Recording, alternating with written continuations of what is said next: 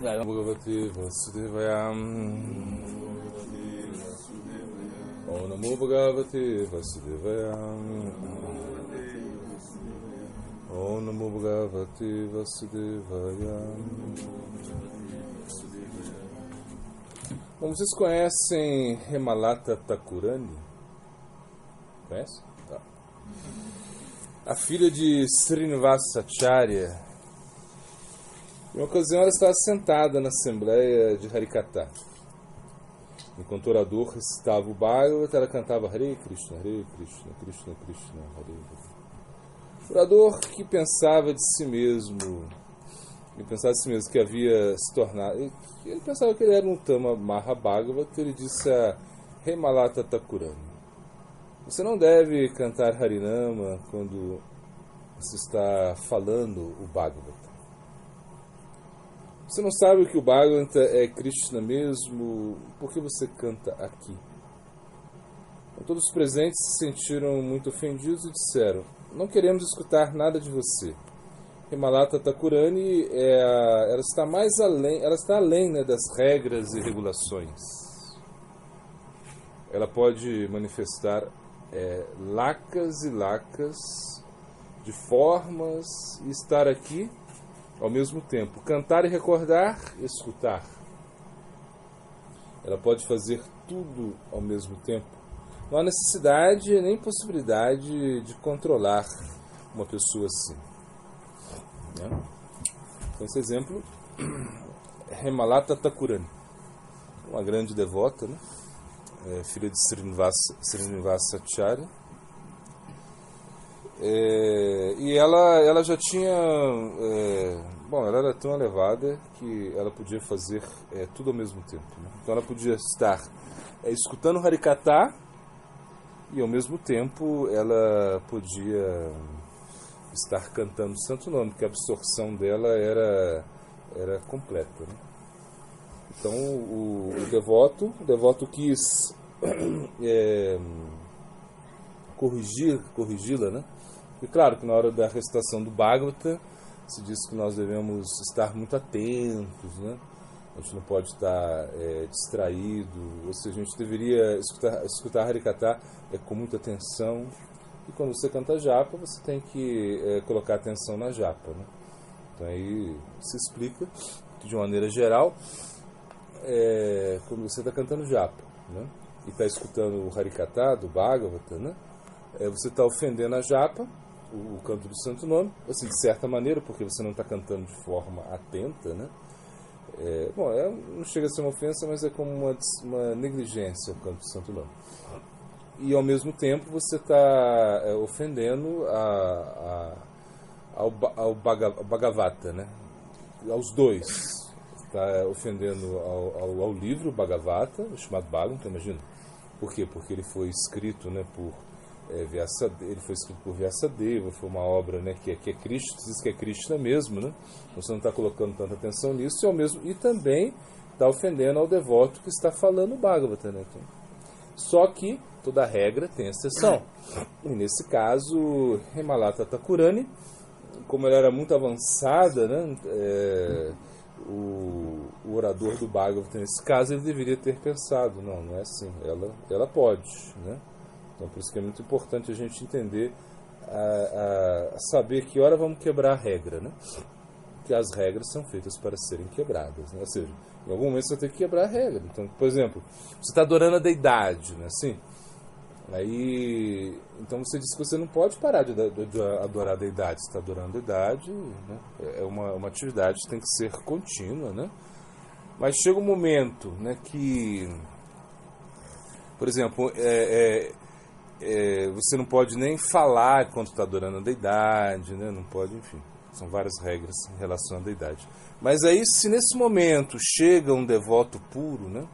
Chega aí, e você continua adorando a deidade e não presta respeito a esse devoto puro, então você está cometendo ofensa também. Então aí você vê, né, como é a coisa. Então, por exemplo, tem um caso, foi de Gajendra, né? Gajendra, que na outra vida, né, ele era um rei, não sei se era Indradyumna, acho que era. Não. Acho que era Indradyumna. Ele era um rei e ele estava adorando a deidade, uma coisa assim. E aí entra, acho que Vashista, né? Ele entra, e aí o rei continua. Na verdade é o seguinte, foi uma coisa assim, ele entra e o rei, né? Ele sabe que Vashista chegou, mas ele não quis interromper a adoração da deidade, porque ele fala, vou terminar a adoração da deidade primeiro. E não sei se é Vashista ou Vishvamitra, tem que ver depois. Mas não importa. Ele entra e aí ele não quis interromper, né, a adoração da deidade ali naquele momento. Né? Aí ele já sabia que o sábio tinha chegado. Aí o sábio ficou muito bravo com ele, assim, ficou irado, assim, ficou bravo, né? Se ofendeu e amaldiçoou ele, assim, lançou a maldição dele. Você tem que, já que você está achando que tem tanto poder, que é tão, né, poderoso assim, né, tão grande, você tem que nascer como um elefante. Aí ele nasceu como Gajendra, né? Gajendra foi o rei dos elefantes, era um elefante muito poderoso, e em algum momento ele entra no rio, né, para tomar banho, né, com os outros elefantes, né, com as fêmeas, enfim, com toda a manada de elefante, entrou ali, e nesse momento um crocodilo, que era um gigante, agarrou ele. Então eles ficaram lutando assim por muito tempo, assim, né? O Gajendra queria se livrar das garras do crocodilo, o crocodilo estava segurando ele, mas claro, como o crocodilo estava no seu habitat, né, que é a água, o Gajendra foi perdendo a força. Então primeiro ele começa, quando ele fica desesperado, ele pede auxílio, né, aos seus parentes, né? Ele viu que ninguém podia ajudá-lo. Então depois aí ele começa, ele pede auxílio, aí quando ele desiste, né? Então aí ele vai se refugiar em Krishna, né? Porque ele lembrou de Krishna, porque ele tinha sido um rei, né? Devoto na outra vida. Então aí ele se rende, aí o Senhor Vishnu aparece para salvar Gajendra, a libertação de Gajendra, né? Então só para realmente a gente entender a importância de ter o bom senso, né? De saber a hora que eu devo quebrar as regras, né? Bom, não devemos corrigir aos devotos avançados, senão ser corrigidos por eles, né?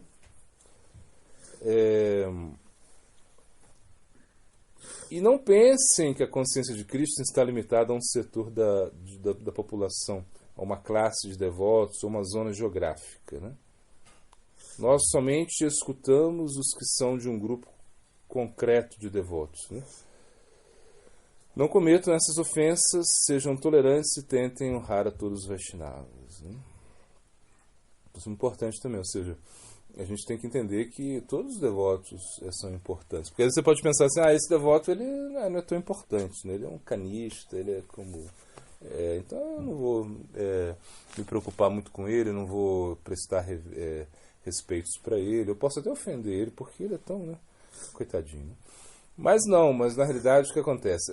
Você está ofendendo um Vaishnava, você que é neófito, né? E é muito ruim, porque esse devoto ele já se refugiou num guru, né? E quando ele se refugiou, e por ele ter se refugiado num guru, ele deve ser respeitado, né? O Rupa Goswami explica isso, né? Se você já se refugiou num guru, você é digno de ser respeitado, pelo menos mentalmente, né? Você não precisa nem prestar reverências para ele, mas mentalmente você tem que respeitar a esse Vaishnava neófito, né? E, claro, a consciência de Krishna não está limitada a certas áreas, assim, ou tipo, se você pensar, não, só os devotos hindus que devemos respeitá-los, ou devemos respeitar só os devotos que estão do meu templo, né? Assim, que moram, que são da minha sanga, né? Não, isso também não é uma visão correta. A gente tem que respeitar todos. Na verdade, consciência de Krishna significa que você dá respeitos a todo mundo, né? Você respeita todo mundo. Você entende, ainda que você não tenha essa visão assim, utama, assim, de ver Cristo no coração de todos, você vai respeitar todos, porque realmente cada devoto representa Krishna mesmo. E Krishna, ele fala que ele está onde os devotos estão, né, cantando, né, o santo nome, né? ele vai falar isso, Nahant Ishtami Vaikunte, né? Yoginayra da Yeshuva Tatatistami Narada Tatra Gayanti Ma Bhaktaha. Ou seja, então o que ele vai falar? O que esse verso fala? Ele fala, eu não estou em Vaikunta, eu não estou lá em Vaikunta, eu não estou no coração do yogi, né, que faz tantas austeridades, que tem poderes místicos, eu não estou lá. Eu estou onde eu estou, Narada, estou aonde os devotos estão cantando o meu nome. Então se diz que Krishna está ali. Então a gente tem que respeitar os devotos, aprender a respeitar os devotos, né? E aos devotos avançados a gente não deve corrigir os devotos, né? Porque são avançados, então é como etiqueta, né? Ainda que ele esteja errado, né? Você não pode corrigi-lo, assim, porque realmente é uma questão de etiqueta. Você pode até depois, né, falar para outro devoto avançado a respeito disso. E também não é uma questão assim, ou seja, se nós não temos o dever de corrigir os devotos avançados, né? Ainda que eles errem, né, você tem que deixar esse erro passar, porque é isso. Às vezes nós somos muito apegados aos protocolos, né? A forma, né? E ser apegado a protocolo e forma não tem muito sentido, né? É como nessa história que eu gosto de contar. O cara vai ser condenado à injeção letal, né? Pena capital, pena de morte. Vai ser condenado à injeção letal, né? Morrer. Mas aí a enfermeira vem e passa o álcool na veia dele, né? Assim, como descontamina a veia, assim, faz a asepsia na veia e depois... Tchum, não tem muito sentido, né? Para que vai fazer asepsia na veia se você vai matar o cara logo em seguida, né? Não tem sentido. Mas é protocolo. Então às vezes nós somos muito limitados a certos protocolos, a certas regras e regulações que realmente... Ou seja, elas existem, mas esse desejo de corrigir os demais, só se a gente estiver realmente na posição.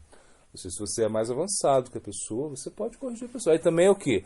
É uma questão de mostrar misericórdia para a pessoa. Quando você está nessa posição, você é um líder, você é um devoto mais antigo, você é um sannyasi, é um guru, enfim, você está numa posição brahmacharini mais antiga, coisas assim.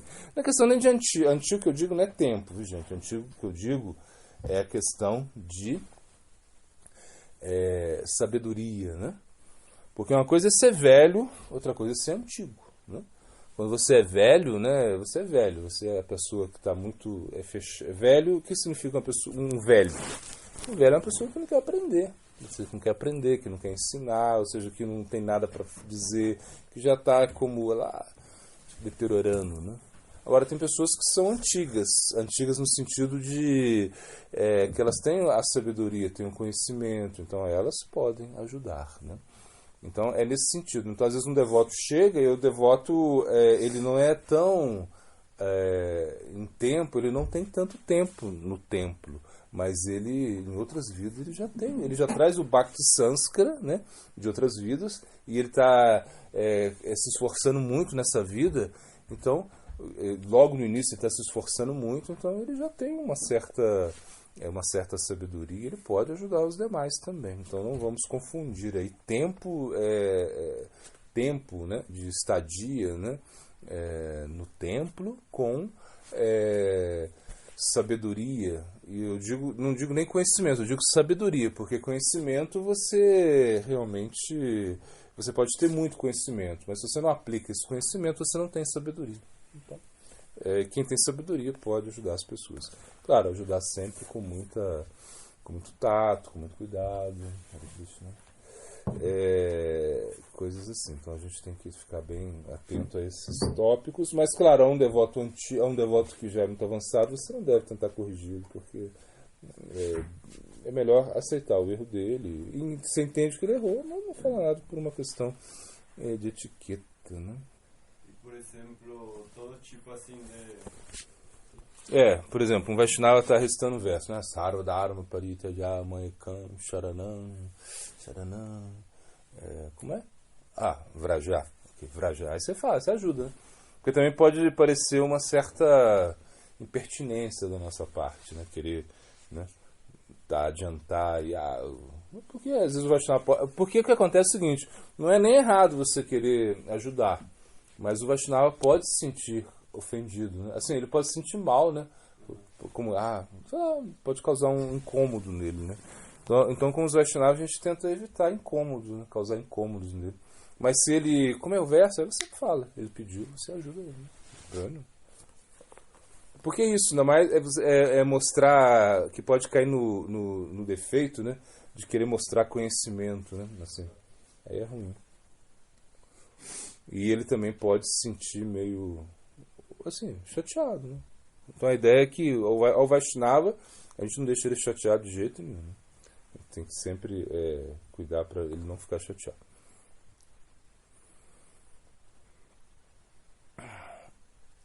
Não devemos evitar todas essas normas pensando, eu já sou um Madhyama Adhikari e essas instruções são somente para os canistas adhikaris. Não vai acontecer nada se nós não as seguimos, né? Se pensam assim, estarão cometendo uma ofensa aos pés de lótus de Rupa Goswami. Coloquem muita atenção a isso. Até chegar ao nível de Bhava, teremos que limpar alguns anartas, né?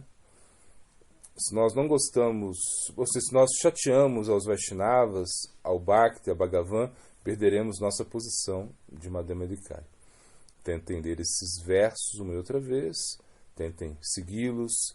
Se não seguem todas essas instruções, quer dizer que vocês não estão fazendo progresso no Bhakti. Senão, estão gradualmente voltando às atividades mundanas, né? Os que entendem isso praticarão e avançarão, né? Então, claro, às vezes a gente pode ter essa tendência, eu já estou numa posição de Madhyama, né? Então eu não tenho que é uma posição intermediária, mas é uma posição muito privilegiada, porque Madhyama significa que você já tem Nishta, e Nishta significa essa estabilidade, né? E significa também que você já não vai mais para os objetos dos sentidos, né? Ou seja, os objetos dos sentidos, eles estão o quê? Nos chamando, né? Eles estão gritando muito forte, né? Me coma, me cheire, me agarre, ou seja, me toque, né? São os objetos dos sentidos, me veja. Mas quem está em Nishta, ele, apesar de perceber isso, ele já não vai. Ele tem uma estabilidade, né? Ele já está como bem centrado na sua prática, né? E aí o Madhyama ele pode se descuidar no sentido de não preciso seguir todas essas regras, porque realmente eu já estou praticando, minha prática está muito constante, minha prática está muito forte, e eu já não sou mais, apesar de eu até sentir alguma atração pelos objetos sentidos, isso já não tem perigo para mim. Aí que está o perigo, né? Você acha que não tem perigo, aí tem um perigo. É igual, por exemplo, cinto de segurança, né? Você pensa assim, para que eu vou botar cinto de segurança? Nunca aconteceu nenhum acidente comigo, nunca bati o carro, né? Aí é o momento que você pode precisar do cinto de segurança. É algo assim, ou seja, né? A gente não tem que descuidar, né? E claro, Rupa Goswami ele escreveu para Shambrita para quê? Não somente porque ele quis mostrar a sua erudição, não, ele escreveu para a gente aplicar todas essas instruções, né? Então a gente tem que entender entender não somente de uma maneira intelectual, né? Mas a gente tem que aplicar isso, né? Porque uma instrução que você não aplica é meio inútil isso, né? E realmente o que ele diz aqui é que se a gente não está seguindo essas instruções, né, a gente não está progredindo, né? Ou seja, se você não está tentando controlar, né, como Vatya Vega, Manasaha, Kruda Vega, Diva Vega, Dharapashta Vega, se você não consegue, né, se você não tenta, né, controlar, né, a sua fala, né, se você fala qualquer coisa. E controlar a fala significa o quê? Principalmente. É quando aquela pessoa que não perde a oportunidade, né, para lançar o veneno, né? Ela lança o veneno. Ou seja, acontece alguma coisa, ela já fala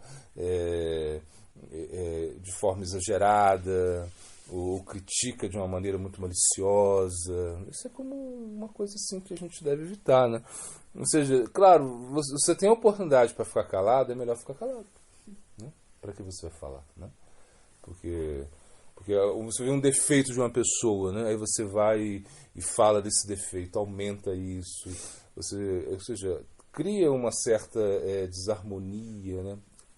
Até para prejudicar a pessoa, ou para deixar a pessoa ficar se sentir mal, né? Ou seja, a tendência que nós temos de deixar as pessoas, fazer as pessoas se sentirem mal, né? Isso é uma coisa que a gente deve evitar, né? Até que lembrei de uma história. Tinha um caçador, ele estava caçando, né? E aí ele tinha feito essa armadilha, sabe, que para pegar o urso, né? Que é essa que fecha assim.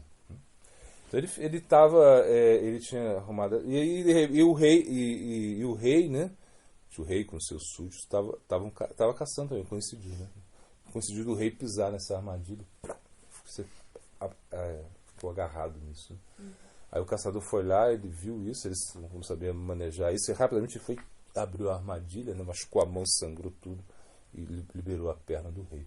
O rei ficou muito feliz com isso, né? O rei falou, uau. Aí ele convidou o caçador para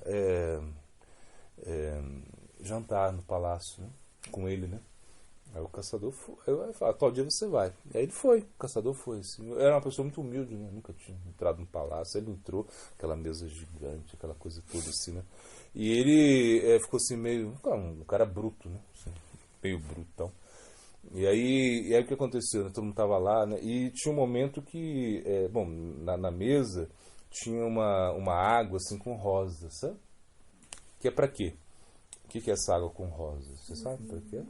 Ou seja, é quando é assim, que a ideia, a etiqueta assim, você está comendo a comida salgada, né?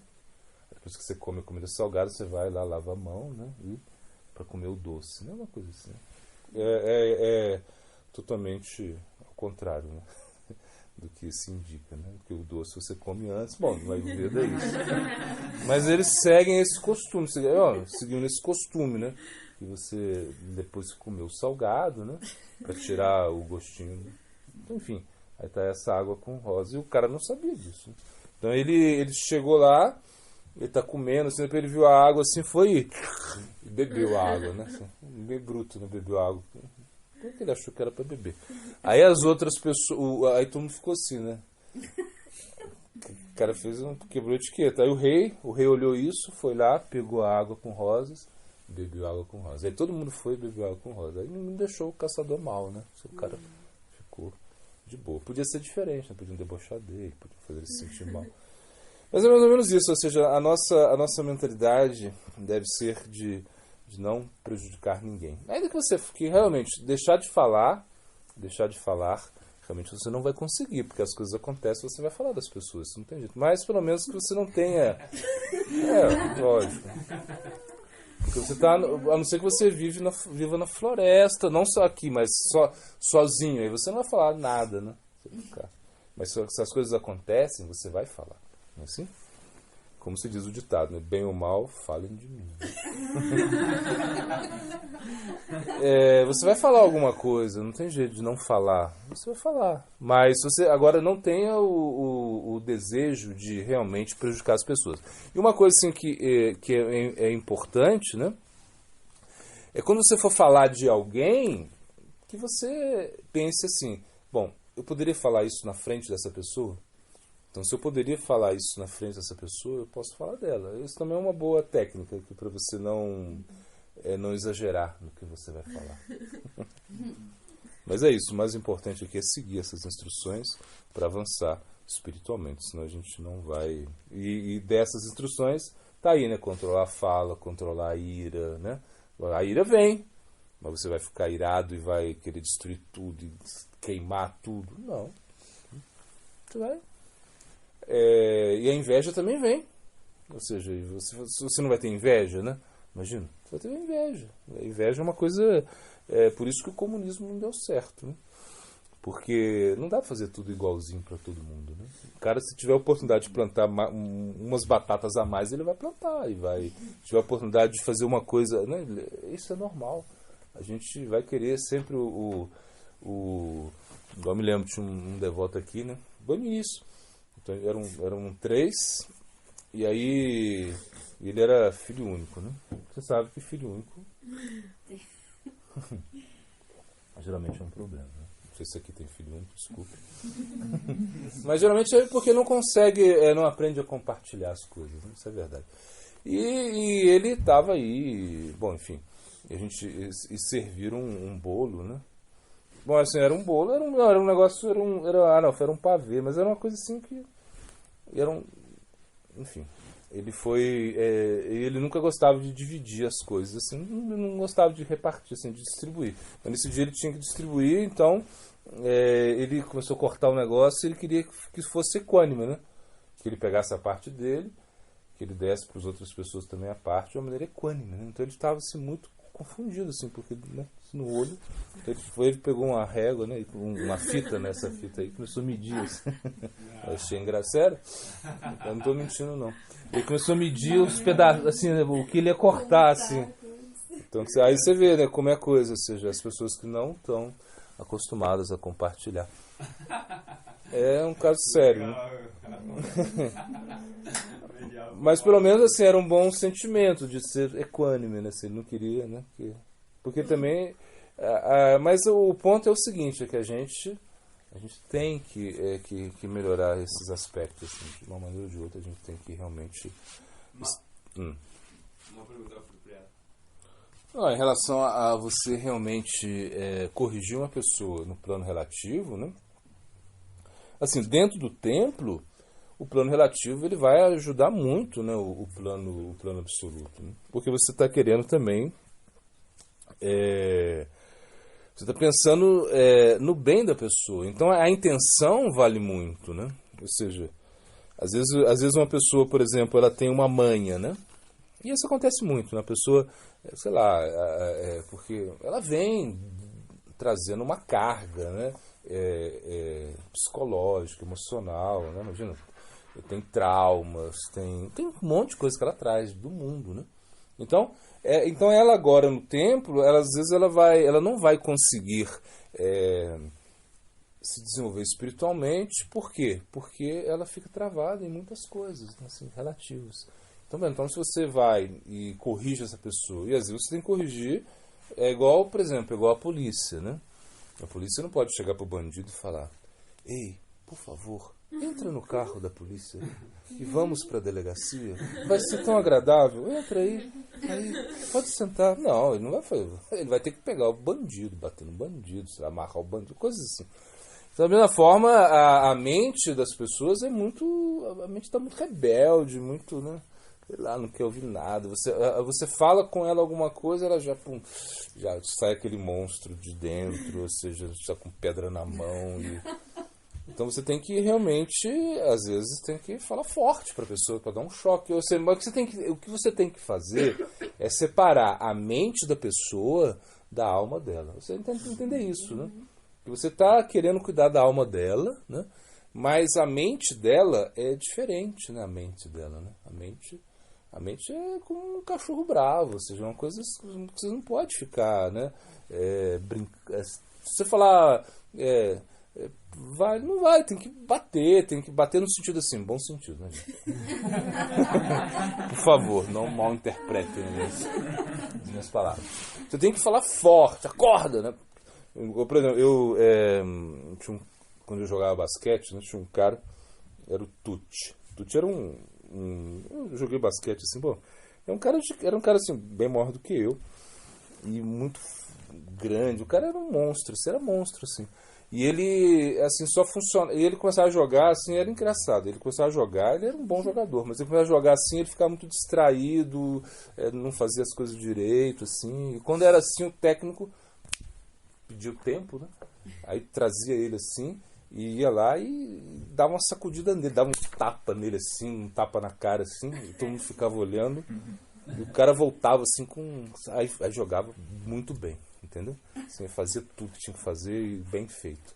Era a estratégia que o técnico tinha. Com ele era só assim, não adianta chegar, por favor, vai, pula lá, pega a bola. Não, com ele não adiantava. Tinha que bater no cara. E assim funcionava, entendeu? Agora, tem casos e casos, né? Por exemplo, tem pessoas que você tem que realmente falar forte Tem pessoas que você não pode falar tão fortemente, né? Você tem que saber, tem que ter o líder, ele tem que ter um bom senso, né? Uma estratégia, né? Mas entender também a manha da pessoa, né? Porque tem pessoas também que ficam lá, né? Com aquela cara, né? De coitadinho, mas a mente está ali. Então, se você também não toca na ferida da pessoa, você não vai curar a ferida da pessoa, né? Não adianta você, cobre só com um band-aid, porque vai doer. Não, tem que tirar a infecção, tem que limpar e vai doer, né? Na vida tudo é assim, tudo vai doer. Então a gente tem esse ego aí tão forte que a gente não quer ouvir as verdades, né? Não quer ouvir as coisas que realmente nos causam um certo mal-estar, né? Ou seja, você querer realmente, quando te falam alguma coisa que você não gosta muito, né? Mas na realidade esse processo é como uma anestesia no tito, ou seja, uma anestesia, perdão, uma cirurgia no tito, uma cirurgia na alma. Tem que mexer ali, vai ter que mexer. E tem hora que não tem jeito, tem hora que você tem que realmente dar uma sacudida na pessoa, para que a pessoa realmente possa acordar. E o plano relativo, muitas vezes, você tem que atacar isso, porque se você não ataca, né, a pessoa nunca vai melhorar. Então você não está sendo amigo dela, né? Você está, tá bom, deixa ela. Tem algum momento que sim, né? Igual eu gosto sempre de falar, quando eu fui professor de tênis. E tinha hora que, claro, se o cara tá começando agora, você não adianta falar muito pra ele. Abre a base, o cara não acerta nem a bolinha, pô. Então assim, estica o braço para trás, estende e vem assim, vem de baixo, né? Faz um giro, o cara não consegue a bolinha, ele não consegue acertar. Porque como que você vai falar isso? Então, quando ele acerta a bolinha, né? Então, inclusive a gente chegava e ficava jogando a bolinha, pra pessoa segurar a bolinha, né? Assim, porque não consegue, joga a bolinha, o cara acerta, aí depois é a mesma coisa. Talvez tenha um momento que você não vai falar, mas tem um momento que você tem que falar. Assim tem que ser.